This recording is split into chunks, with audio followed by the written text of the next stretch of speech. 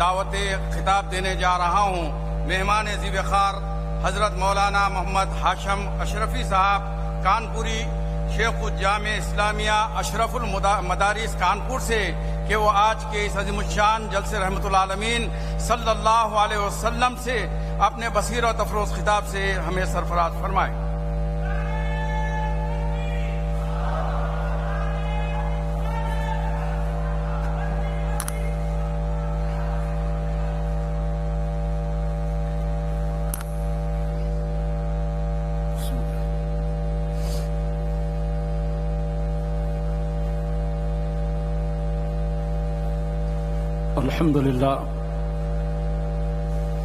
الحمد للہ رب العالمین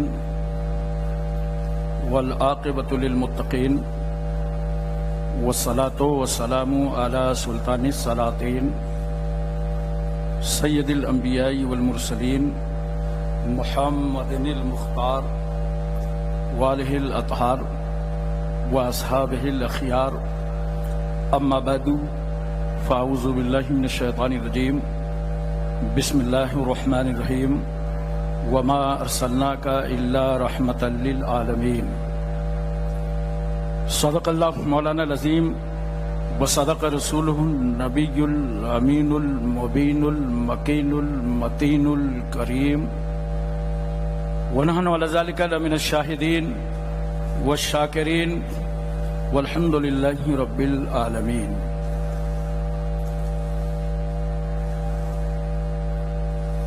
اسٹیج پر تشریف فرما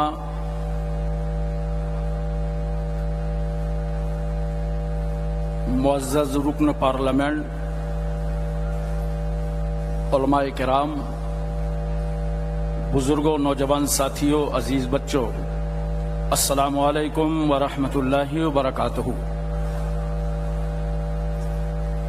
آیت کریمہ کی فضیلتیں اور برکتیں حاصل کرنے سے پہلے آئیے ہم اور آپ انتہائی محبت اور عقیدت کے ساتھ حضور شاہ مدینہ، راحت قلب و سینہ، غیاث دارین، موتی کونین، راس الوفا، وجہ الصفا، شمس الضحا، بدر الدجا، نور الہدی، نجم الندی، عین التقا، زین النقا، کنز العطا، کشف الغطا، بحر المنان، نہر السنن، جمیل الشیم، شفیع الامم، صاحب جود و کرم، حضور اکرم، سید عالم، نور مجسم، تاجدار عرب و عجم، فخر بنی آدم، نبی محترم، رسول معظم، نیر عالم، اصل کائنات، خلاصہ موجودات، حضور احمد مجتبیٰ محمد مصطفیٰ صلی اللہ علیہ وسلم کی بارگاہ عالیہ میں درود پاک کی ڈالیاں نچھاور کریں بآواز بلند۔ اللہم صلی علی سیدنا مولانا محمد وعلی آل سیدنا مولانا محمد بارک وسلم، صلاۃ و سلام علیکہ یا رسول اللہ۔ محترم حضرات، کل ہند مجلس اتحاد المسلمین کے زیر اہتمام دارالسلام میں منعقدہ جشن رحمت للعالمین میں حاضر خدمت ہوں، اور رات کے تقریباً 1 بج چکے ہیں۔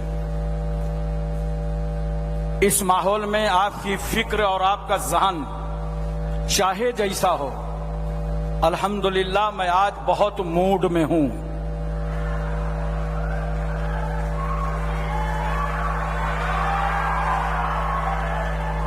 اور جو موڈ کبھی کبھی بنتا ہے وہ ابھی ابھی بن گیا ہے۔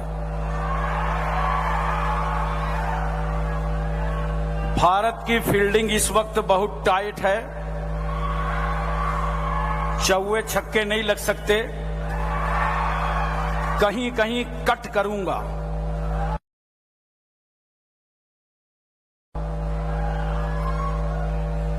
بڑی مبارک محفل ہے یہ۔ دیکھیے आली जनाब मोहतरम बैरिस्टर असदुद्दीन ओवैसी साहब के अम्मे मोहतरम जनाब अहमदुद्दीन साहब ओवैसी इस कॉन्फ्रेंस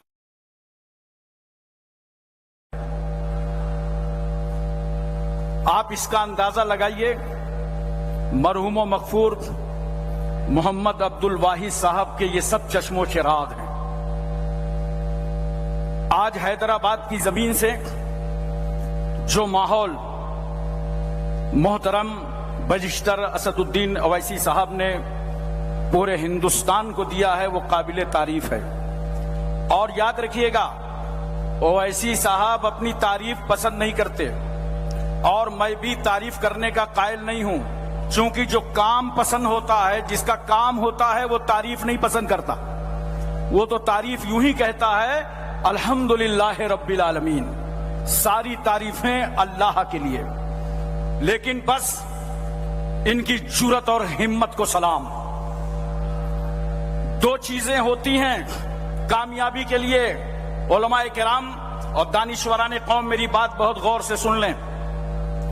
एक लीडर ऐसा हो कि जिसके नाम पर जनता जमा होने लगे। अल्लाह ताला ने ऐसा लीडर हिंदुस्तान में अता फरमा दिया है। उत्तर प्रदेश के जिस शहर में आप जाते हैं, लाखों लाख का मजमा उमड़ पड़ता है ओवैसी साहब को सुनने के लिए। दूसरी चीज होती है वोटर का ट्रांसफर होना। वो काम चालू है। इंशाल्लाह हम भी जिम्मेदारी निभाएंगे, आप भी जिम्मेदारी निभाएं, ये उलमा भी जिम्मेदारी निभाएं। बस इतना ही मैं कहूंगा ओवैसी साहब की तरफ से, जरा दम तो ले ले तूफान, तू थका है रास्ते का। जरा दम तो ले ले तूफान, तू थका है रास्ते का। मेरा अज़्म तोड़ने में तेरा दम न टूट जाए। या इसको यूं भी कह सकते हो, ओवैसी साहब खुद कहते हैं लोगों से, मैदान इम्तिहान से घबरा के हट न जाना। मैदान इम्तिहान से घबरा के हट न जाना। तकमीले जिंदगी है चोटों पे चोट खाना। अब चार मिसरे आपके लिए हाजिर हैं। वो चाहते हैं कि हिंदुस्तान छोड़ दें हम। वो चाहते हैं कि हिंदुस्तान छोड़ दें हम। बताओ, भूत के डर से मकान छोड़ दें हम? बताओ, भूत के डर से मकान छोड़ दें हम? अब इस मकाम पे हाथों के आबले देखें। अब इस मकाम पे हाथों के आबले देखें। पहाड़ काट लिया है, चट्टान छोड़ दें हम? पहाड़ काट लिया है, चट्टान छोड़ दें हम? चार मिसरे और। सब लोग कहते हैं हिंदुस्तान के हम सच्चे वफादार हैं। मैं दलील की रोशनी में नजर करता हूं। हिंदुस्तान का सच्चा वफादार मैं ही हूं। परेशान मत होइएगा, ये मैं शैतान वाली नहीं है। इस मैं में पूरी कौम शामिल है। हिंदुस्तान का सच्चा वफादार मैं ही हूं। कब्रों से पूछ, कब्रों से पूछ, असल जमींदार मैं ही हूं। कब्रों से पूछ, असल जमींदार मैं ही हूं। दरिया के साथ वो तो समंदर में बह गया। दरिया के साथ वो तो समंदर में बह गया। मिट्टी में मिलके मिट्टी का हकदार मैं ही हूं। हजरात, आज मेरा ये पैगाम जश्न रहमतुल्लिल आलमीन से मिल्लत की हर बेटी तक पहुंचा दिया जाए। चूंकि इस मुख्तसर से वक्त में मैंने अपनी तकरीर का मौजू मुंतखब किया है पैगंबर इस्लाम सल्लल्लाहु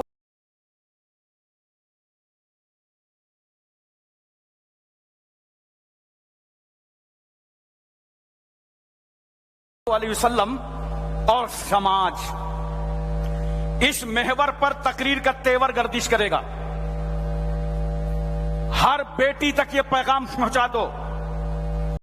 آج ہماری بیٹیاں ارتداد کا شکار ہیں، جس سے اسلام کی، مسلمان کی، سب کی توہین ہوتی ہے. اور ان بیٹیوں کا حشر کیا ہوتا ہے؟ 2-4 سال کے بعد نہ خدا ہی ملا، نہ وصال صنم، نہ ادھر کی رہی نہ ادھر کی رہی. میں ان بیٹیوں کو یہ بتانا چاہتا ہوں، ملت کی ہر بیٹی کو، کہ اسلام سے زیادہ تم کو کوئی عزت نہیں دے سکتا. اسلام سے زیادہ تمہیں کوئی عظمتیں نہیں دے سکتا. آئیے ہم سب سے پہلے اس بھرے سماج میں خیال کرتے ہیں کہ عورتوں کے تعلق سے دنیا نے کیا کیا کہا اور اپنے کیا کیا خیالات پیش کیے. اس کے بعد ہم آپ کے سامنے اسلامی نظریہ رکھنے کی سعادتیں حاصل کریں گے. ہم سب سے پہلے آپ کو عربوں کے ہاں لیے چلتے ہیں. اہل عرب عورت کے وجود سے صرف نفرت ہی نہیں، بلکہ جو ہی اس پودے نے جنم لیا، اپنی ماں کی گود کو مسرت بخشا، لوگ اس پر حملہ آور ہو گئے. ان کی قومی غیرت برداشت نہیں کرتی تھی کہ کسی گھر میں کوئی بچی جنم لے لے. اگر ماں کی ممتا جوش میں آتی تو باپ کی نظروں سے چھپا کر اپنی تمناؤں کی تکمیل کرتی. اور جیسے ہی ظالم باپ کو خبر ہو جاتی، دور دراز ریگستان میں لے جا کر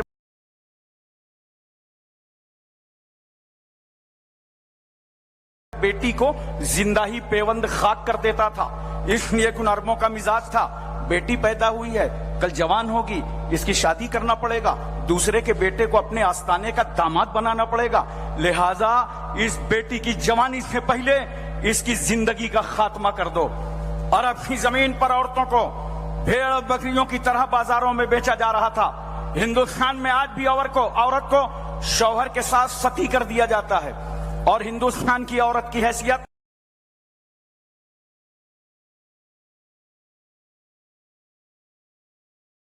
ایک بے جان بت کی ہے. منوشاستر کے روپ سے تو بچھو سے زیادہ ڈسنے والی ہے، سانپ سے زیادہ زہر رکھنے والی ہے. شوہر کے مر جانے کے بعد، بیوہ ہو جانے کے بعد نکاح ثانی نہیں کر سکتی، جائیداد سے محروم، وراثت سے محروم، دولت سے محروم. روسیوں کے یہاں تو مثل مشہور ہے کہ 10 عورتوں میں ایک روح ہوتی ہے. اطالیوں کا کہنا ہے گھوڑا اچھا ہو یا برا اس کو مہمیز کی ضرورت ہے، عورت اچھی ہو یا بری اس کو مار کی ضرورت ہے. اسپینیوں کی شہرۂ آفاق تہذیب میں عورت پالتو بلی سے زیادہ مقام حاصل نہ کر سکی. ایران کا حال چال یہی رہا. یونان میں کل بھی غریب اشخاص اپنی بیویوں کو قرض میں دیا کرتے تھے. اور وہ روس کا بدترین ماحول ہماری نظروں کے سامنے ہے. جب کوئی باپ اپنی بیٹی کو صحن چمن سے رخصت کرتا تو رخصتی کے وقت ایک ریشمی کوڑا لیتا اور بیٹی کو مار کر وہ کوڑا داماد کے حوالے کر دیتا، لے جاؤ اسی کوڑے سے میری بیٹی پر ضرب یضربو کی گردانے گردانتے رہنا.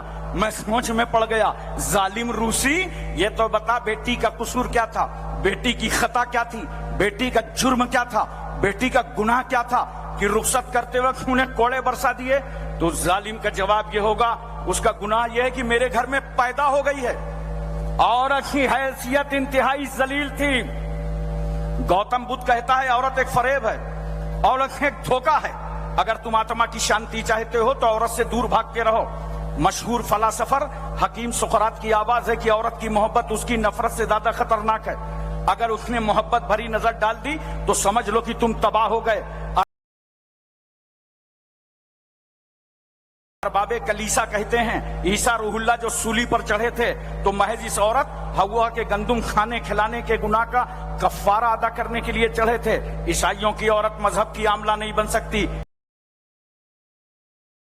زیادہ سے زیادہ اتنا ہو سکتا ہے کہ وہ نن بن جائے اور اپنی زندگانی کو گرجا کے حوالے کر دے. اس کے رائے کی کوئی وقت نہیں، اس کا مشورہ قابل اعتنا نہیں. عیسائیت نے تو عورت کو ایسے جنجال میں جکڑ دیا کہ یہ بیچاری ناری اپنا نام تک نہ رکھ سکی. باپ کے گھر میں پیدا ہوئی تو باپ کی طرف نسبت کر دی گئی، شادی ہوئی شوہر کی طرف منسوب کر دی گئی. زمانے ماضی کا ایک پادری عیسائی کہتا ہے عورت خانگی خطرہ ہے، عورت مرغوب آفت ہے، عورت آراستہ مصیبت ہے، عورت پیدائشی وسوسہ ہے، عورت شیطان کے آنے کا دروازہ ہے. غیر مسلموں کا قانون کہتا ہے عورت تقدیر سے زیادہ خراب ہے، طوفان سے زیادہ تیز ہے، جہنم سے زیادہ عذاب دہ ہے۔ یہ تو دنیا ہے جو عورت کے بارے میں بول رہی ہے۔ میری بیٹیوں، بہنوں، ماؤں، غور سے سنو، یہ دنیا ہے جو عورت کے بارے میں اظہار خیال کر رہی ہے۔ مگر آؤ اس رسول سے پوچھیں جو 12 ربیع الاول دوشنبہ کے دن صبح صادق شہر مکہ میں بی بی آمنہ کی گود میں جلوہ گر ہوا۔ یا رسول اللہ، عورت کے بارے میں آپ کی کیا بولی ہے؟ عورت کے بارے میں آپ کا کیا فرمان اقدس ہے؟ عورت کے بارے میں آپ کا کیا ارشاد گرامی ہے؟ تو میرا رسول گنبد خضرا سے آواز دے رہا ہے، اے پیاری امت، عورت پاپ نہیں ہے، عورت سانپ نہیں ہے، عورت جہنم نہیں ہے، بلکہ سنو،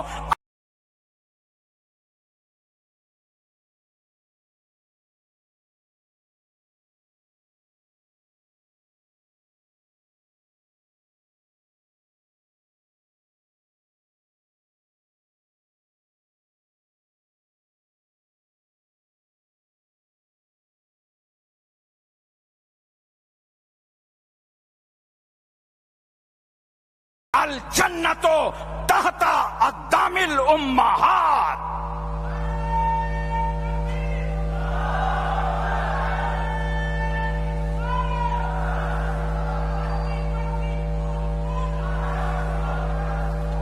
دنیا نے کہا تھا عورت جہنم ہے، رحمت للعالمین فرما رہے ہیں کہ اگر یہ عورت ماں بن جائے تو اس کے قدموں کے نیچے جنت ہے۔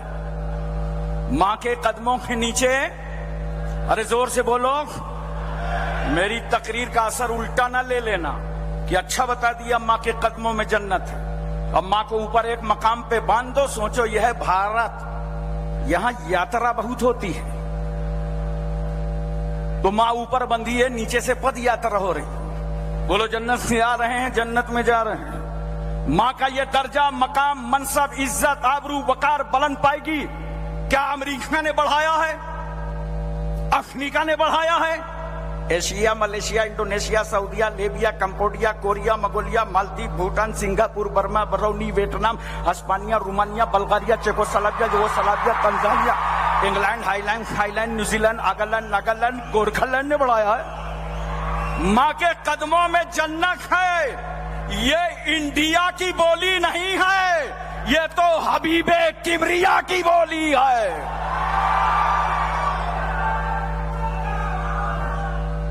حضرات، ایک بات مجھے محبت سے بتائیے، آج پوری دنیا کا جائزہ لے لیجئے، حکومتیں حق کب دیتی ہیں؟ چونکہ وہ میرا عنوان ہی نہیں ہے، عنوان تو بیرسٹر صاحب کا ہے، میرے بعد انشاءاللہ آپ سنیے گا ان کو۔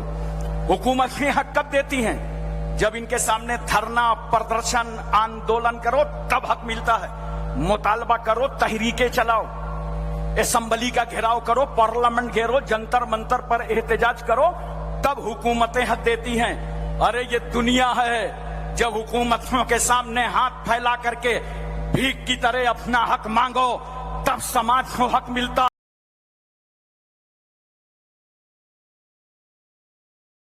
ہے۔ مگر قربان جاؤ اس رحمت للعالمین پر، میرا رسول مکے اور مدینے کی چٹائی پر جلوہ گر ہے، نبی کے سامنے نہ کوئی دھرنا ہے، نہ پردرشن ہے، نہ آندولن ہے، نہ کوئی مطالبہ ہے، نہ کوئی تحریک ہے، مگر کتنا مہربان ہے میرا رسول اس سماج پر کہ بغیر مانگے غریبوں کو حق دے رہے ہیں رسول، یتیموں کو حق دے رہے ہیں رسول، لاوارثوں کو حق دے رہے ہیں، بیماروں کو حق دے رہے ہیں، کمزوروں کو حق دے رہے ہیں، بچوں کو حق دے رہے ہیں، بوڑھوں کو حق دے رہے ہیں، ضعیفوں کو حق دے رہے ہیں، محلے کا حق دے رہے ہیں رسول، وطن کا حق دے رہے ہیں رسول، خاندان کا حق دے رہے ہیں رسول۔ ارے وہ بیٹیاں جو پیدا ہوتے ہی زندہ دفن کر دی جاتی تھی ان کو زندگی کا حق دے رہے ہیں رسول۔ ارے وہ سماج کی عورت جس کو بیوہ ہو جانے کے بعد منحوس سمجھا جاتا تھا اس بیوہ کو عزت کا حق دے رہے ہیں رسول۔ زندہ تو زندہ، مردوں کو حق دے رہے ہیں رسول۔ ارے بول دو محبت سے سبحان اللہ، مردوں کو حق دے رہے ہیں رسول۔ دیکھو انتقال ہو جاتا ہے، ہمارا تمہارا جنازہ آنگن میں رکھا ہے، نہلانے کا انتظام ہوا، کپڑے اتارو، کچھ ٹائٹ ہوئے، سماج کا ایک ذمہ دار کھڑا ہوا کہ ایسے مت اتارنا ورنہ مردے کو جھٹکا لگ جائے گا، कैंची ले लो, काट दो, कपड़े काट दो ताकि मुर्दे को झटका ना लगने पावे। हमें जो रसूल एक मुर्दे को हक दे रहा हो कहने की इजाजत दो। इसीलिए तो हम मुर्दे को शान और शौकत के साथ 4 आदमी कांधे पर ले जाकर कब्रिस्तान में उतारते हैं। अब तक बड़े मकान में रह रहे थे, अब 2.5 गज का मकान बनाया, पटरे लगाए, महफूज कर दिया। हमने उसको जलाया नहीं। बताओ पूरी दुनिया को, समझा दो अमेरिका को, बता दो इस्राएल के गुंडों को, बरतानिया के दिलो दिमाग पर उतार दो। भारत की जमहूरियत के माथे पर जबर का टीका लगाने वालों को समझा दो, जो इस्लाम मुर्दा जलाने की इजाजत नहीं देता, वो इस्लाम किसी जिंदा को जलाने की क्या इजाजत देगा।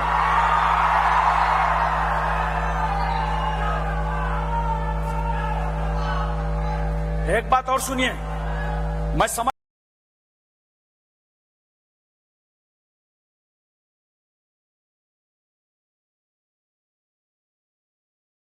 गया, आप पूरी तवज्जो के साथ हाजिर हैं, बस मैं समझ गया।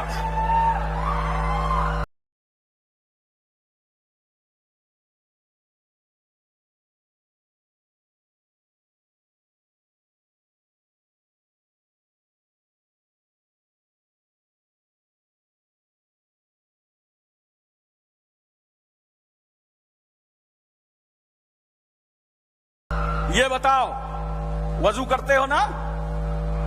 हाँ, अब इसमें धीरे से बोलोगे। सारे जज्बात निकल गए। अबे नमाज पढ़ोगे तब ना वजू करो।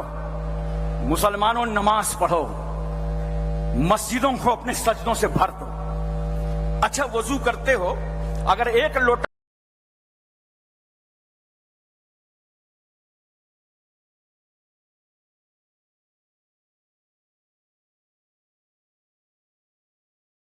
पानी में किसी का वजू हो जाए तो दूसरा लोटा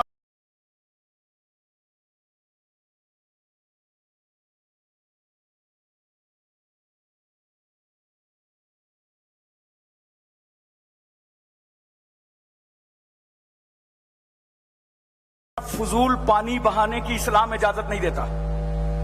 तवज्जो कीजिए, एक कतरा फजूल पानी बहाने की इजाजत नहीं है। कतरे कतरे पानी की हिफाजत करो, बूंद बूंद पानी की हिफाजत करो। अल्लाह फरमाता है, वांज़लना मिनस समाए मान तहुरा, हमने आसमान से पाक पानी नाजिल फरमाया है। खाली जल निगम की जिम्मेदारी नहीं है, हर हिंदुस्तानी की जिम्मेदारी है कि पानी की हिफाजत करो। और इस्लाम ने तो यह तस्वूर दिया कि एक लोटा तो बड़ी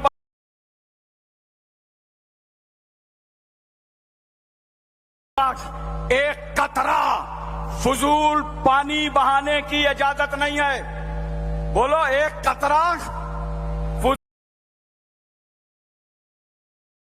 फजूल पानी बहाने की इजाजत नहीं है। समझा दो भारतवासियों को, जो इस्लाम एक कतरा फजूल पानी बहाने की इजाजत ना दे, वो इस्लाम किसी का खून बहाने की क्या इजाजत देगा। इस्लाम रहमतों का मजहब है, इंसानियत का मजहब है, आदमियत का मजहब है, मानवता का मजहब है, बशरियत का मजहब है, इखलास का मजहब है, अखलाक का मजहब है, भाईचारा का मजहब है, मसावात का मजहब है। इस्लाम अहिंसा का मजहब है। एक बात और सुन लीजिए, 4 तबके समाज में ऐसे हैं जो जल्दी से किसी के अकीदतमंद नहीं होते। जैसे दोस्त, साथी, क्लास फेलो। कोई भी साथी अपने साथी का अकीदतमंद नहीं होता। जब वो आपको मिल जाएगा ना तो बाहों से बाहें डाल देगा, कैसे हो, क्या हाल है, आपको खराब लगेगा। अबे मेरी पोस्ट नहीं समझ लिया, मैं जिला अधिकारी हूं। मगर नहीं, साथी की नजर में तो साथी साथी होता है। बोलो, क्लास फेलो की नजर में तो क्लास फेलो ही होता है। इसी तरह बीवी शौहर की अकीदतमंद नहीं होती। इतना खामोश हो, लगता है सबकी बीवियां बहुत अकीदतमंद हैं। देखिए, हम यहां आए कुल हिंद इत्तेहादुल मुस्लिमीन के इस जलसे में, الحمدللہ ایئرپورٹ سے تانتا لگ گیا مجلس کے لوگوں کا، استقبال پر استقبال، ہر لمحہ خیال، آئیے حضرت یہاں بیٹھیے، یہاں اٹھیے۔ اسی طرح ہمارے علماء جہاں جہاں جاتے ہیں، میلاد میں، جلسے میں، کانفرنس میں، تو آپ تعظیم کرتے ہو نا، آئیے حضرت تشریف لائیے، بڑی مہربانی ہوئی، بڑا کرم ہوا، آپ تشریف لے آئے، بولیے۔ لیکن ہمارے ان علماء سے پوچھنا، جب یہ اپنے گھر جاتے ہیں، کبھی بیوی بولی آئیے آئیے بڑی مہربانی ہے، بڑا کرم ہے، بڑی نوازش ہے، بڑی عنایت ہے، آئیے مبارک قدم رکھ دیجئے، آئیے مقدس قدم رکھ دیجئے؟ کبھی بیوی بولی؟ ابے بیوی کی نظر میں تو شوہر شوہر ہوتا ہے۔ اسی طرح بچے بڑوں کے عقیدت مند نہیں ہوتے۔ جو بچے دائیں بائیں ہوں گے، جب سلام ہوگا تو سب سے آگے، ان سے پوچھو آئے کہاں سے؟ راستے سے، کہ تمہاری ٹانگوں کے اندر سے، کیونکہ بچوں کو بڑوں سے عقیدت نہیں ہوتی۔ اسی طرح انڈیا میں نوکر، عربوں میں غلام، نوکر کبھی مالک کا عقیدت مند نہیں ہوتا، یوں ہاتھ جوڑے کھڑا ہے، یس سر، جی سر، ہاں سر، اور اندر ہی اندر کڑ رہا ہے کہ 6 بج گیا ہے، چھوڑے گا کب؟ کیونکہ نوکر کو مالک سے عقیدت نہیں ہوتی۔ سماج کے یہ 4 طبقے، دوست اپنے ساتھی کا عقیدت مند نہیں ہوتا، بیوی شوہر کی عقیدت مند نہیں ہوتی، بچے بڑوں کے عقیدت مند نہیں ہوتے، غلام اپنے مالک کا عقیدت مند نہیں ہوتا۔ یہ ہے سماج۔ مگر قربان جاؤ اس رحمت للعالمین پر، قربان جاؤ مصطفیٰ جان رحمت پر۔ میرے رسول نے سب سے پہلے اپنے دوست ابو بکر سے کلمہ پڑھوایا،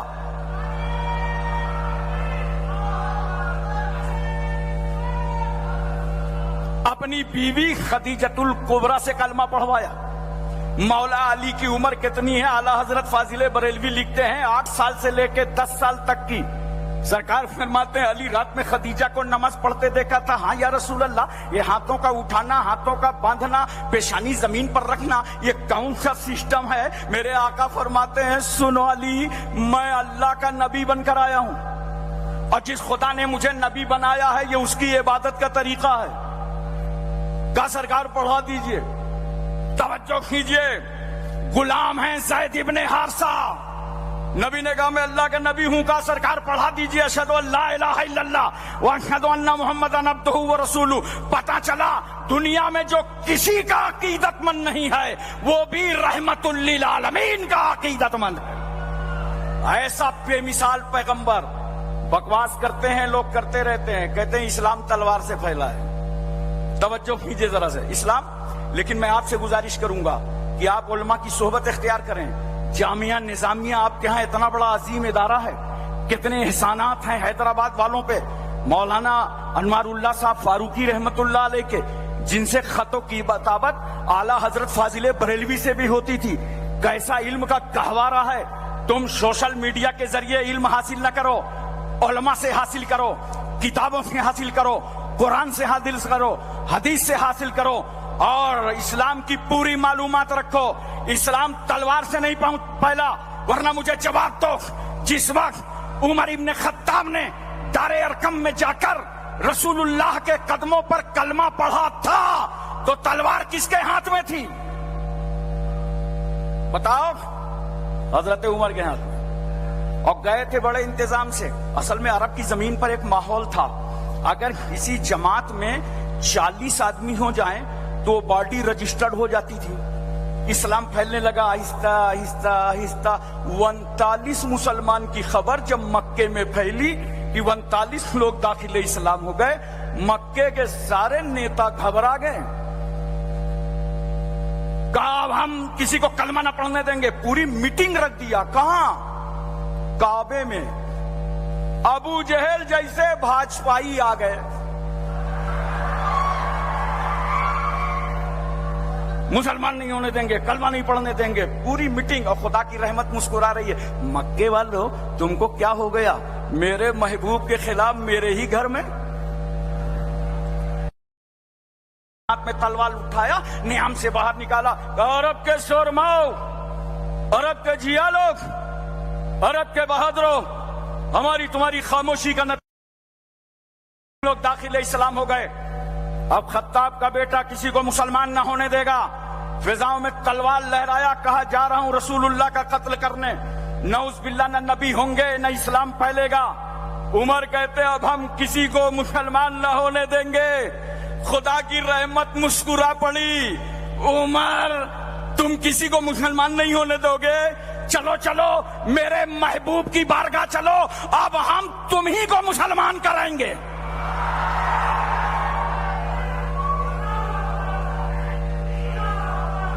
عمر ابن خطاب آئے, دار ارقم پہنچے, کھڑے ہو گئے سرکار کی بارگاہ میں.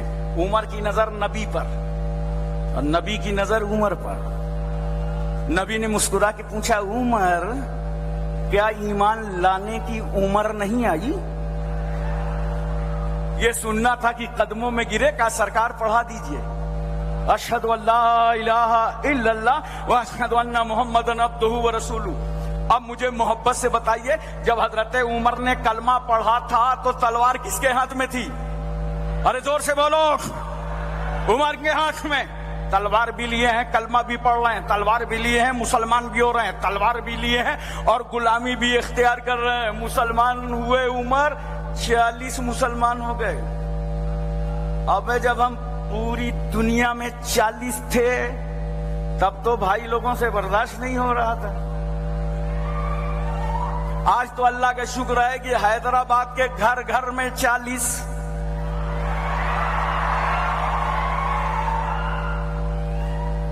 عمر ایمان لائق. ایک جملہ نظر کرتا ہوں, مسلمانوں کی باڈی کو رجسٹرڈ کرانے کا نام فاروق اعظم ہے. حضرات توجہ فرمائیے ذرا سا, اور اپنے ذہن پر اس بات کو اچھی طریقے سے اتارنے کی کوشش کیجئے. یہ وہی فاروق اعظم ہیں جن کے لیے گاندھی جی نے اپنے اخبار ہریجن میں لکھا تھا کہ اگر دنیا میں صحیح حکومت کرنا چاہتے ہو تو دور فاروقی کو اپناؤ. یہ گورنر, یہ پولیس چوکیاں جو آج قائم ہیں, یہ حضرت عمر رضی اللہ تعالیٰ عنہ کی ایجاد ہے. اور سنو بیٹیوں, اسلام پر قائم رہو, تمہاری عظمتیں خدا بلند فرما دے گا. حضرت عمر کا زمانہ ہے, امیر المومنین ہیں, رات کو خبر گیری کے لیے نکلتے ہیں. مدینہ شریف میں نکلے, یہ دیکھیں رسول اللہ کا کوئی امتی بھوکا تو نہیں ہے. اس طرح امیر المومنین اللہ کے بندوں کا خیال کرتے ہیں. توجہ کیجئے ذرا سا. نکلے ایک مکان کے پاس سے تو وہاں آواز آ رہی ہے کہ دودھ میں پانی ملا دو, اور وہیں مکان سے آواز آ رہی ہے پانی مت ملانا. آپ لوگ بھی تو دودھ میں پانی ملاتے ہوگے. ہمارے ملک میں تو کچھ لوگ دودھ میں پانی ملاتے ہیں, کچھ لوگ پانی میں دودھ ملاتے ہیں. حضرت عمر نے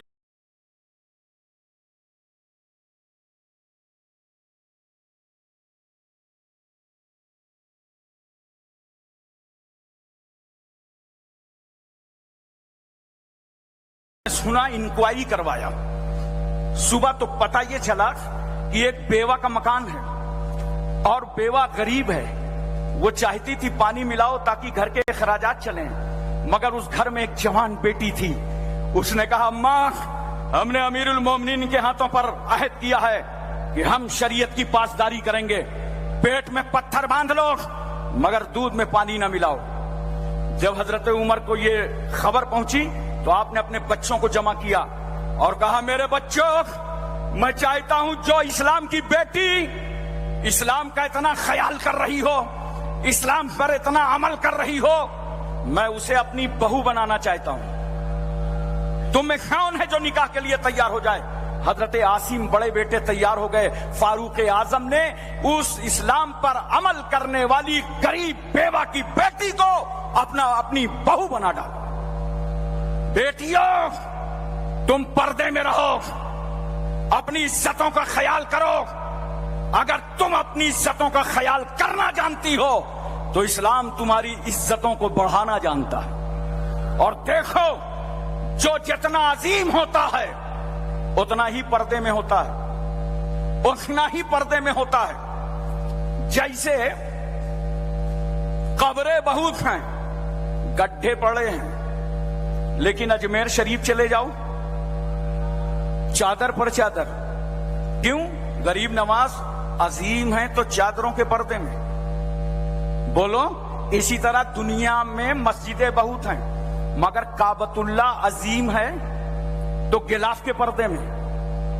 دنیا میں کتابیں بہت ہیں، قرآن عظیم ہے تو جزدان کے پردے میں. میری بیٹیوں، تم بمبئی کی اداکاروں کو نہ دیکھو، تم سیدہ فاطمہ کے کرداروں کو دیکھو، ام کلثوم کی زندگی دیکھو، زینب کا نقش قدم دیکھو.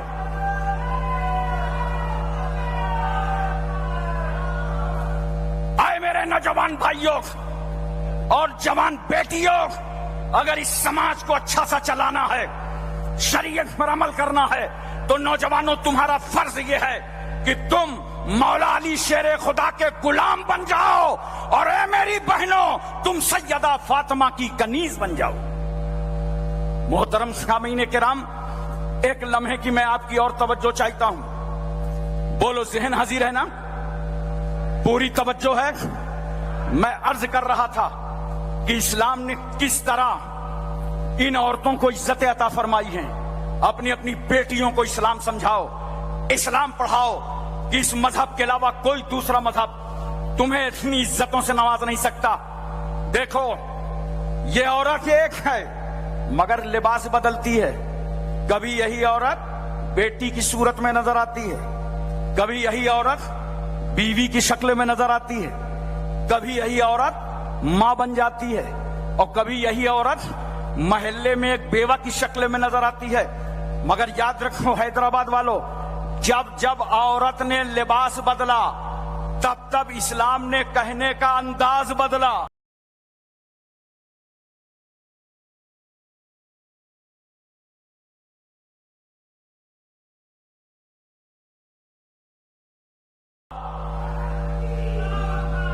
جب یہ بیوہ 40 سالہ خدیجۃ الکبریٰ کے روپ میں نظر آئی تو بیوہ کو کتنا منحوس سمجھا جاتا تھا. لوگ 4 دیوالیوں میں قید کر دیتے تھے، شوہر مر گیا ہے، اگر کوئی بیوہ کو دیکھ لیتا تھا تو کہتا تھا آج کاروبار میں کوئی فائدہ نہ ہوگا. منحوس کا چہرہ دیکھا ہے. روح نکل جائے ایک بار موت، اور اگر کسی کے احساس کو للکارا جائے تو ہر سیکنڈ میں موت. بیوہ کی سہیلی کی بارات آئی ہے مگر اب یہ کسی کی دلہن نہیں بن سکتی، ہاتھوں میں اس کی مہندی نہیں لگ سکتی. منصوبے خاک میں مل رہے ہیں، ارادے پامال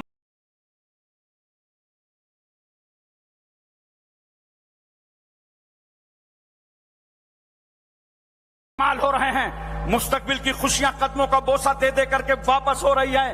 کسی کے گھر کی یہ دلہن نہیں بن سکتی مگر اللہ اکبر 25 سال کا پیغمبر مکے کے سماج کے سامنے کھڑا ہوا اور میرے نبی نے کہا اب آمنہ کا لال آ گیا ہے، اب عبداللہ کا پیارا آ گیا ہے، کسی بیوہ کو بے عزت نہ ہونے دیا جائے گا. رسول اللہ نے 25 سال کی عمر میں 40 سالہ بیوہ خدیجۃ الکبریٰ کو اپنے نکاح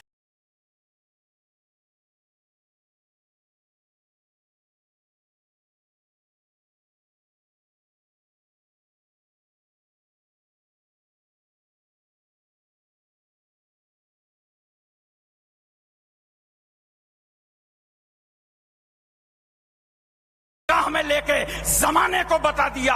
جس بیوہ کو تم نے ابھاگن سمجھا تھا مصطفیٰ نے اسے سہاگن بنا دیا.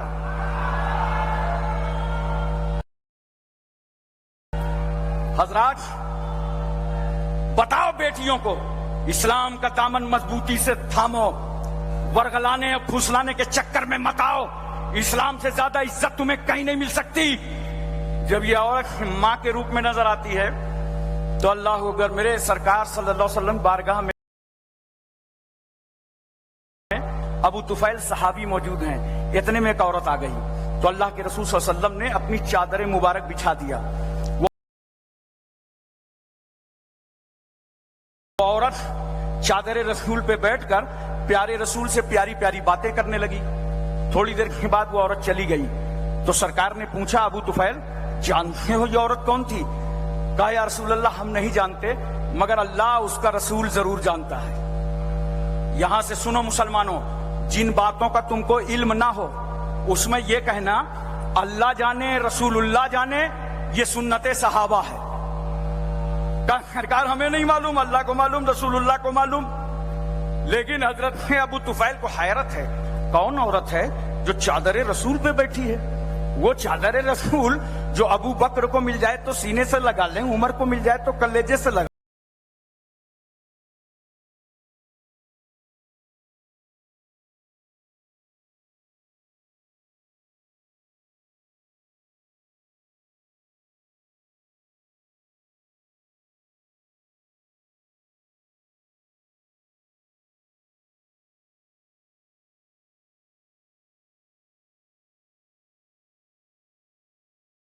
عثمان غنی کو مل جائے تو تبرک سمجھیں، مولا علی تبرک سمجھیں، حضرت سعد، سعید، طلحہ، زبیر، عمار، بوذر، خالد بن ولید، ابو عبیدہ بن جراح، عبد الرحمن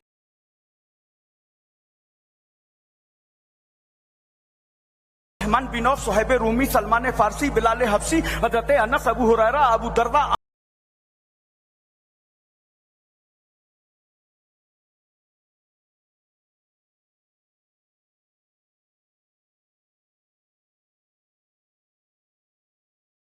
امیر حمزہ، صحابہ جسے تبرک سمجھے.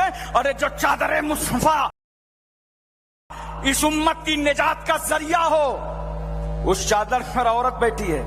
میرے آقا فرماتے ہیں سنو ابو طفیل، یہ ہے میری رضائی ماں، ان کا نام ہے دائی حلیمہ. میرے رسول نے بتا دیا کہ جب رضائی ماں کی عظمتوں کا یہ حال ہے تو حقیقی ماں کی رفتوں کا عالم کیا ہوگا. ایک شخص پیغمبر کی بارگاہ میں حاضر ہوا، کہا یا رسول اللہ، میں نے اپنی ماں کو کاندھے پر بٹھا کر 7 مرتبہ حج بیت اللہ کرایا ہے، کیا میں نے اپنی ماں کا حق ادا کر دیا؟ میرے پیغمبر فرماتے ہیں ابھی تو تم اتنا بھی نہیں ادا کر سکے جتنا کہ تیری ماں نے تجھے گیلے بستر سے اٹھا کر سوکھے بستر پر لٹایا تھا اور خود گیلے بستر پر لیٹ گئی تھی. ایک شخص پیغمبر کی بارگاہ میں حاضر ہوا، کہا یا رسول اللہ، میں نے ماں کو اپنی کاندھے پر بیٹھا کر عرب کا پورا ریگستانی علاقہ عبور کرایا، پیروں میں ورم آ گیا، آبلے پڑ گئے، کیا میں نے اپنی ماں کا حق ادا کر دیا؟ میرے پیغمبر فرماتے ہیں ممکن ہے تیری یہ محنت و مشقت اللہ تبارک و تعالی اس چھوٹے سے درد کے عوض میں قبول فرما لے جو تیری پیدائش میں ماں کو کئی بار درد ہوا تھا. لاؤ اسلام کی طرح کوئی مذہب جو ایک ماں کو اتنی عزتیں عطا کر رہا ہو، بولو، اتنی عظمتیں دے رہا ہو. لیکن نوجوانوں، جشن رحمت للعالمین پہ آئے ہو، میں تم سے کہنا چاہتا ہوں اپنے ماں باپ کی عزت کرو. کیوں؟ تمہارے گھر کا سب سے پہلا پیر تمہارا باپ ہے، تمہاری ماں ہے. بہت سارے لوگ مزاروں پہ حاضری دینے کے لیے جاتے ہیں نا، تو جا کے مزار شریف کو دابنے لگتے ہیں. یہ جاہلانہ رسمیں ہیں. ہمیں جا کے مزار کو نہ دابا کرو، بلکہ گھر سے جب نکلا کرو تو اپنے ماں کے پیر دبا کے نکلا کرو، باپ کے سر پہ تیل ڈال کر نکلا کرو. جب جا کے اللہ کے ولی کے واسطے سے دعا کرو گے نا تو تیرے اٹھے ہاتھ ابھی بندھنے نہ پائیں گے، اللہ دعاؤں کو قبول کر لے گا، کیونکہ تم سے ماں باپ بھی راضی ہیں، اللہ کا ولی بھی راضی ہے، رسول اللہ بھی راضی ہیں، اور اللہ بھی راضی ہے. حضرات، آج تک دنیا میں نے کوئی اپنی معلومات کے مطابق کہہ رہا ہوں کامیاب انسان نہیں دیکھا کہ کامیاب ہو جائے اور ساتھ میں ماں باپ کی دعا نہ ہو.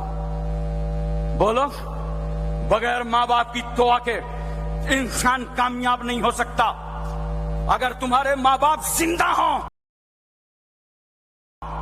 تو لے لو ماں کی دعا، لے لو باپ کی دعا.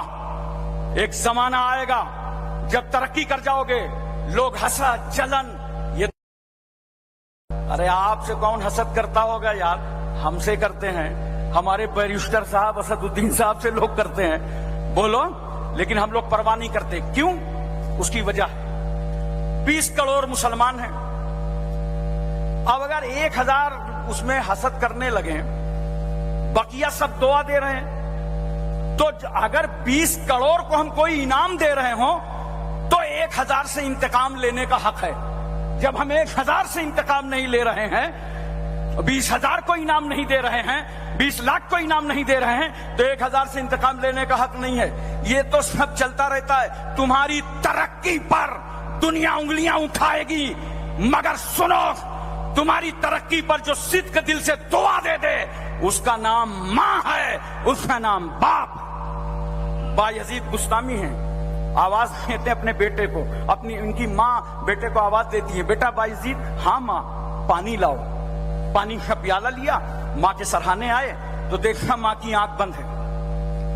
نفس کہہ رہا ہے سو جاؤ، ضرورت ہوگی بیدار کر لیں گی، مگر تقدیر کہہ رہی ہے کچھ لینا ہے تو ماں کے سرہانے کھڑے رہ جاؤ. کھڑے ہو گئے. رات کا کچھ حصہ گزرا، ماں نے آنکھ کھولا، سرہانے وفادار بیٹا پایا. کہا بیٹا تم؟ ہاں ماں، آپ نے پانی مانگا تھا، میں حاضر ہوا. آنکھ بند ہو گئی، میں کھڑا ہو گیا. نہ جانے رات کے کس سناٹے میں میری ماں کو پانی کی ضرورت پڑ جائے. ماں نے محبت بھری باہیں پھیلا دی. کہا میرے بیٹے پہلے میری باہوں میں آ جا. کیوں؟ استاد شاگرد کے تعلق کا نام محبت ہے، امام اور مقتدی کے تعلق کا نام محبت ہے.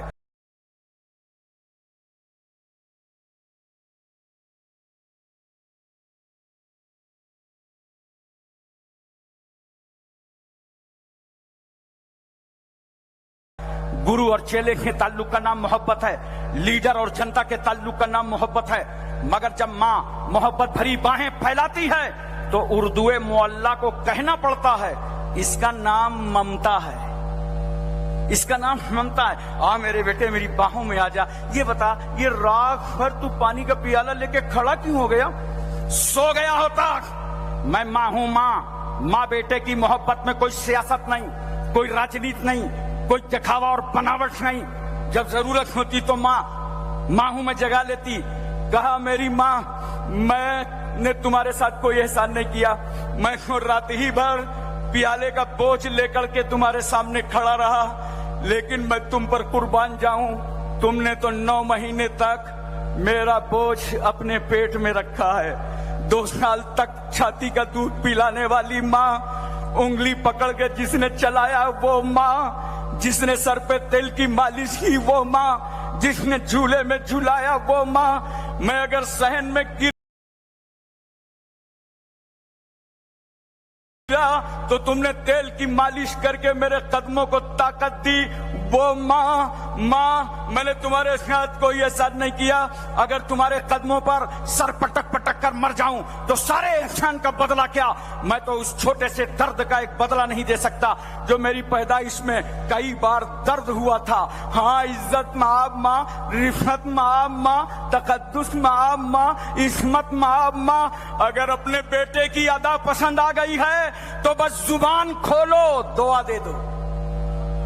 ماں نے زبان کھول دی. اللہ جو بیٹا بایزید بن کر آیا تھا واپس ہونے سے پہلے تو اسے اپنا ولی بنا لے. ماں کی دعا باب اجابت سے ٹکرا گئی. اللہ نے منصب ولایت عطا فرما دیا. اس لیے دوستو سمجھو اس عورت کو جب ماں بنتی ہے، اور دیکھو جب یہ بیوی بنتی ہے تو اسلام کتنا درجہ اس کا بلند کرتا ہے. سرکار فرماتے ہیں یتیم ہے وہ شوہر جس کی بیوی نہ ہو، اور یتیم ہے وہ بیوی جس کا شوہر نہ ہو. گویا اسلام نے نظریہ پیش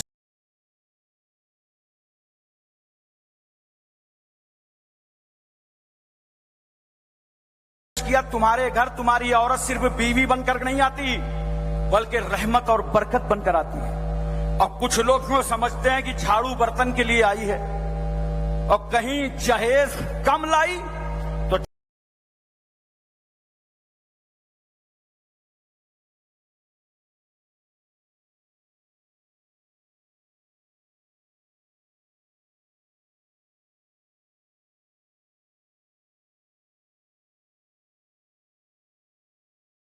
چھ مہینے کے اندر آپ نیوز سنیں گے ایک اسٹوو درگھٹنا میں بہو کی مرتیو ہو گئی.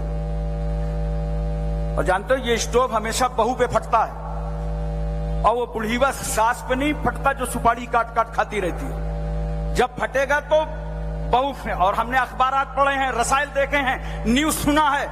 اسٹوو پر مرنے والی بیٹی کا نام شمس النساء، قمر النساء، زیب النساء، جمیلہ نہیں ملا، سشیلہ ملا ہے.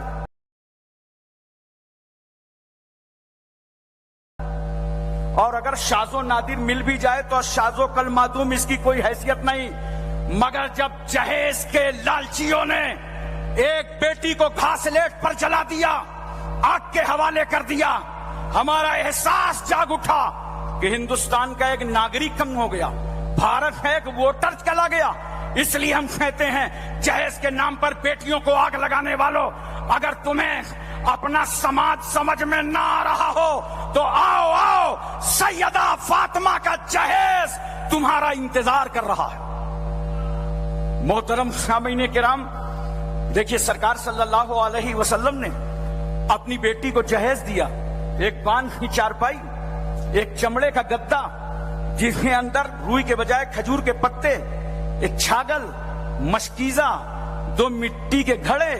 अब मैं आपसे पूछना चाहता हूं, अल्लाह के खजानों के मालिक थे मुस्तफा, बागे फिदक के मालिक थे मुस्तफा, कुछ भी दे देते अपनी बेटी को, मगर नहीं, ये मुख्तसर सा जहेज इसलिए दिया ताकि अगर कोई मेरा उम्मती गरीब हो और अपने दरवाजे से अपनी बेटी को रुखसत कर रहा हो तो उस गरीब उम्मती की आंख में आंसू न बहने पाए और वो समझ ले कुछ हो या ना हो मगर सुन्नत रसूल अदा हो रही है, और रुखसत होने वाली बेटी समझ जाए कि सुन्नत फातिमा अदा हो रही। यहां पर एक बात और सुनिए मोहब्बत के साथ, अपनी अपनी बहनों को तरका दो, आखिरी बात है मेरी, वरना हमारे यहाँ उत्तर प्रदेश में अगर तकरीर लंबी हो जाती है, टाइम ज्यादा हो जाता है तो लोग चैन पुलिंग कर देते हैं। तो आप परेशान न होइए, ये तो मुहज्जब जगह है माशाअल्लाह, मुझे फिर पूरा ख्याल है।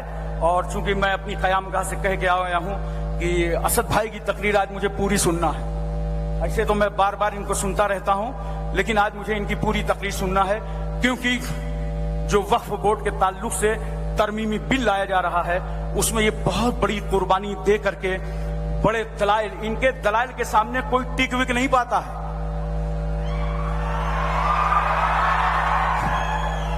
बाज वक्त ऐसा मसला उठता है भारत में कि हम लोग भी सोचते हैं इसका जवाब क्या बनेगा, तो इंतजार करते हैं कि असद भाई का इंटरव्यू आने दो। और माशाअल्लाह सामने वालों को छक्के छोड़ा देते हैं।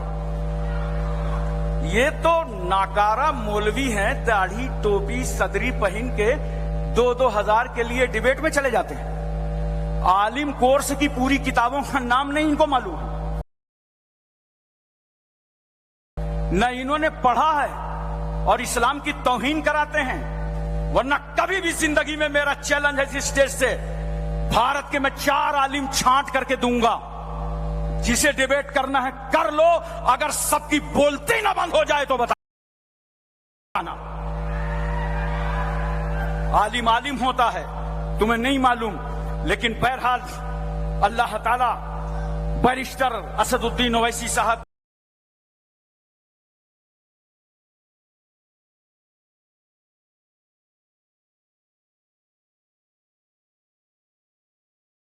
की उम्र में बरकतें अता फरमाए, इन्हें सेहत और सलामती अता फरमाए, पूरे हिंदुस्तान का हमागीर हर दिल अजीज लीडर बनाए और इसी तरह ये दीन मतीन की खिदमत करते रहें। तो मैं अर्ज कर रहा था, एक बात और सुनो मोहब्बत से, ये औरत देखो कभी बेटी बन जाती है, तो जब बेटी बनती है तो मेरे सरकार क्या फरमाते हैं, लोगों बाहर से कोई सामान लाओ तो सबसे पहले अपनी बच्ची को दिया करो। बोलो मोहब्बत से सुभान अल्लाह, क्योंकि इस बेटी को दूसरे का घर बसाना है, मुमकिन है ये सामान इसको ससुराल में न मिल सके। एक बात, दूसरी बात यह है कि जब अपने घर में तुम बेटे को सामान पहले दोगे तो बेटी का दिल टूटेगा, इसका दिल नर्म नाजुक होता है और इस्लाम दिल तोड़ने नहीं आया, इस्लाम को टूटे हुए दिलों को जोड़ने के लिए आया है। बेटियों, बहनों, माओ, इस्लाम तुम्हें इतनी इज्जत अता कर रहा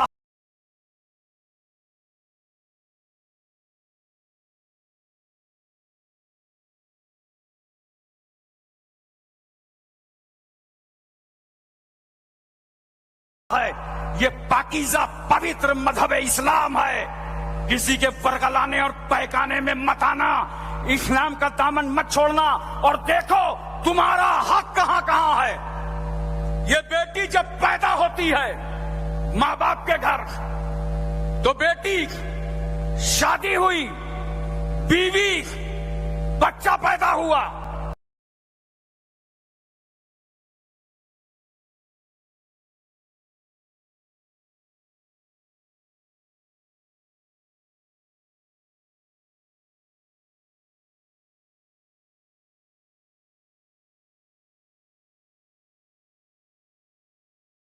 मां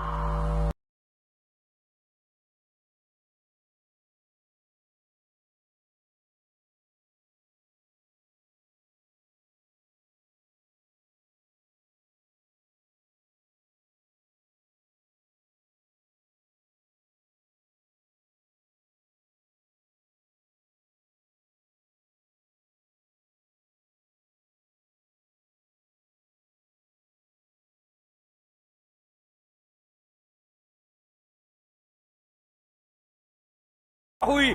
इस्लाम ने कहा बेटी बाप के माल में तेरा हक। जब शादी हुई इस्लाम ने कहा बेटी शौहर के माल में तेरा हक। और जब मां बनी तो इस्लाम ने कहा सोन औलाद के माल में तेरा हक।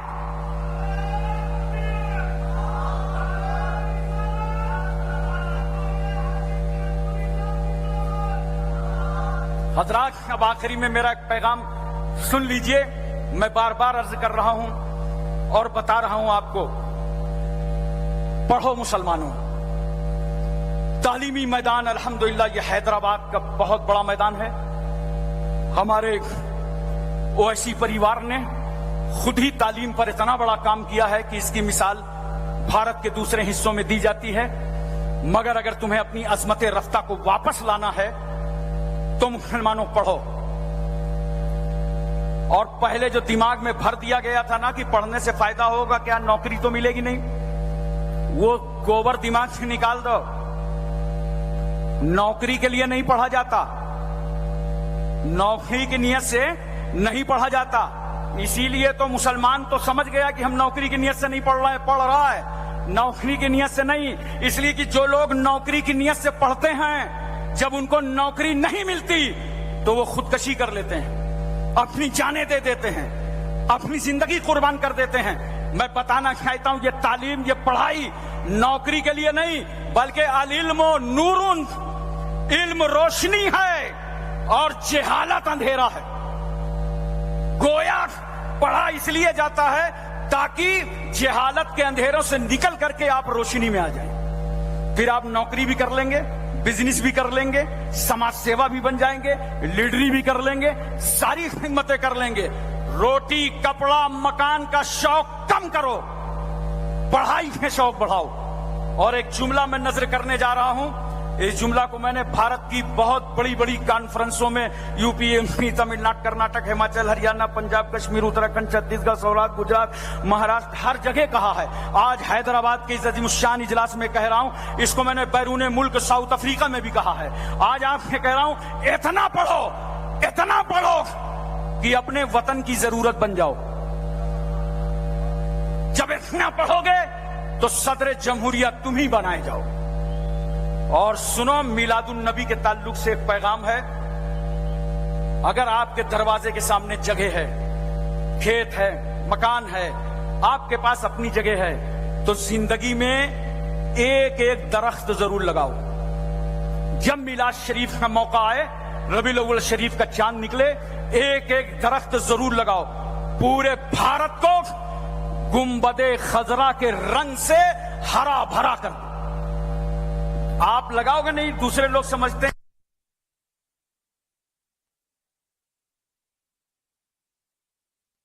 लगाओगे वो फल देगा, कब्र में होंगे आप, लेकिन जो फल खाएंगे, खाने वाले दुनिया में होंगे, सवाब आपको कब्र में मिलता रहेगा। अगर साए में कोई बैठेगा तो पूरा सवाब आपको कब्र में मिलता रहेगा।